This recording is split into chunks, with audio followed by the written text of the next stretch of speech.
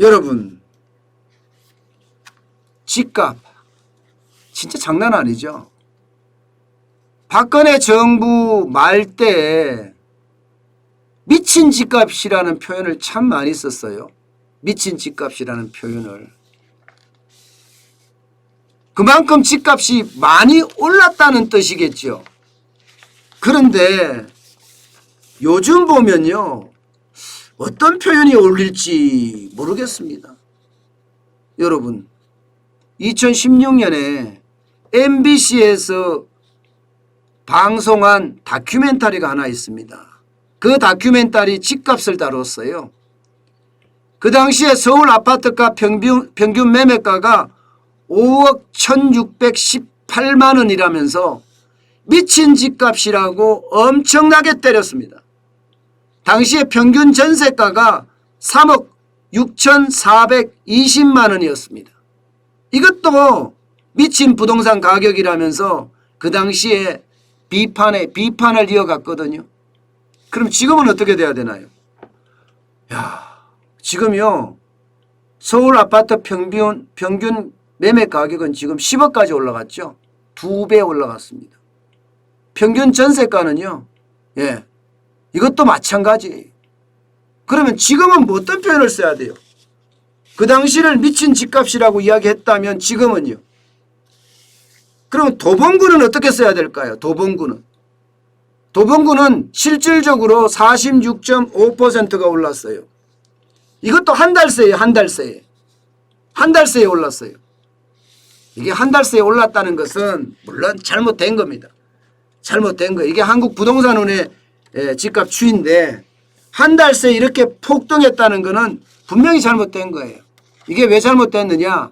결국은 한국부동산원에서 이게 지금까지 그 통계 자체가 거짓말이었다. 잘못됐다. 표본수를 늘리니까 도봉구의 집값이 46.5%가 오르고요. 성동구의 집값은 41.9%가 올랐고요. 서대문구의 집값도 35.9%, 노원구의 집값도 31.5%, 중랑구의 집값도 34.1%, 관악구의 집값도 33.4%. 난리가 났어요. 난리가. 왜?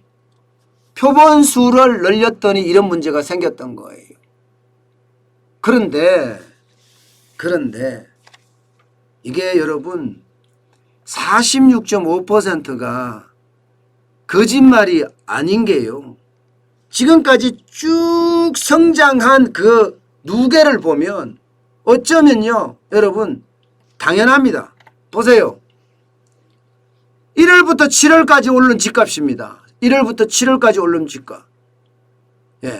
이게 누계로 쭉 가져가면 굉장히 달라진다는 거예요. 전국은 8.78% 올랐습니다. 인천은 15.65% 올랐고요. 올해만. 경기는 14.7%, 17% 올랐습니다. 서울은 4.33%가 올랐고요. 지방 중에서는요, 광역시가 8.14%, 8개 도가 5.34% 올랐습니다. 여러분, 저는요, 이렇게 생각을 해요. 지금 집값이 진짜 장난 아니게 올랐잖아요. 이렇게 장난 아니게 올랐는데도 정부가 뾰족한 대책을 내놓지 않는다는 것, 이것은요, 어쩌면 국민들을 저는 무시하는 처사라고 생각해요. 국민을 우습게 보는 처사라고 생각합니다. 집값이 그렇게 오를 수가 없잖아요. 어떻게 한 달 새에 46.5%, 그러면 통계가 잘못됐다는 이야기인데 여기에 대한 단 한마디 사과도 없어요. 단 한마디 사과도. 단 한마디 사과도 없다니까요. 실제입니다. 이거 실제. 거짓말이 상황이 아니라 실제 상황. 6월 상황과 7월 상황을 보면 실제 상황. 서울에는 1억 8,117만 원이 올랐고요. 수도권에는 1억 1,355만 원이 올랐습니다. 단 한마디 사과가 없다는 거, 이건 문제가 심각한 거예요. 그러니 모든 정책이 국민 위에서 군림하면서 정책이 나오는 거예요. 사람이 먼저가 아니라 예. 대통령이 먼저인 거예요.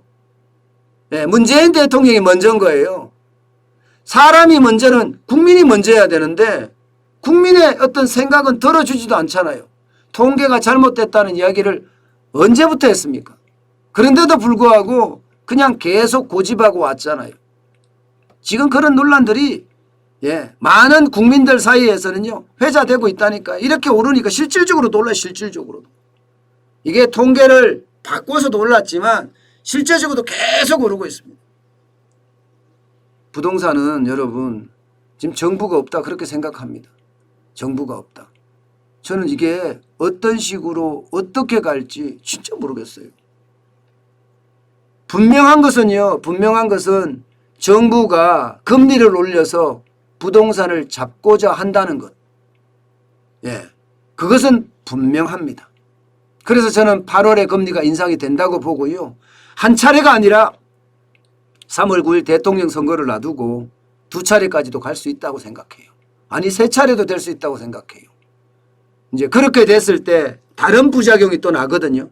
다른 부작용이 엄청나게 커질 거란 말입니다. 그러면 그 사이에 저는 위기가 올 수도 있다고 생각하거든요.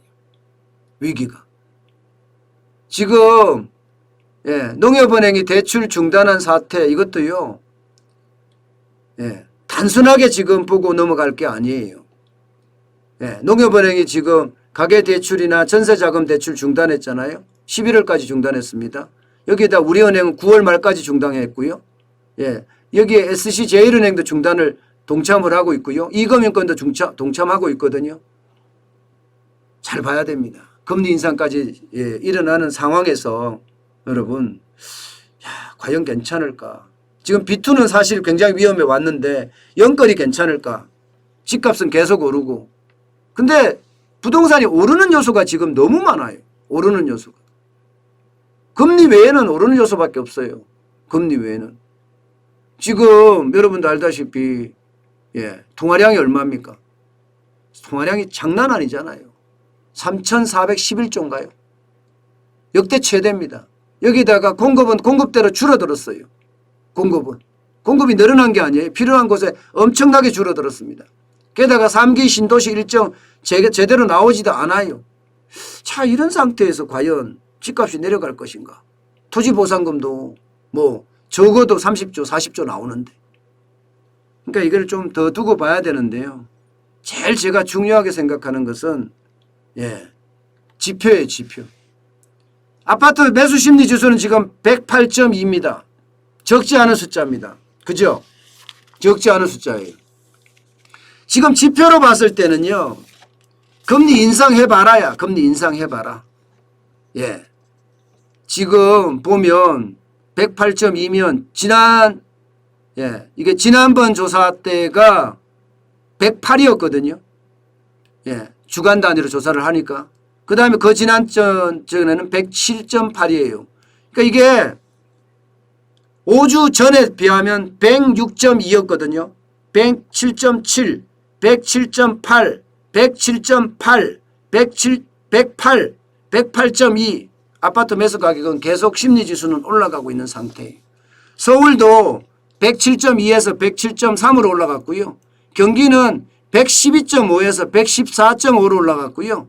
인천은요 115.3에서 115.6까지 올라갔습니다. 그러니까 전체적으로 지표로 봐서는요. 지금 지표로 봐서는 심리지수나 지표로 봐서는 집값 떨어질 일이 아직까지는 당분간 없다. 이렇게 해석하면 될 것 같습니다.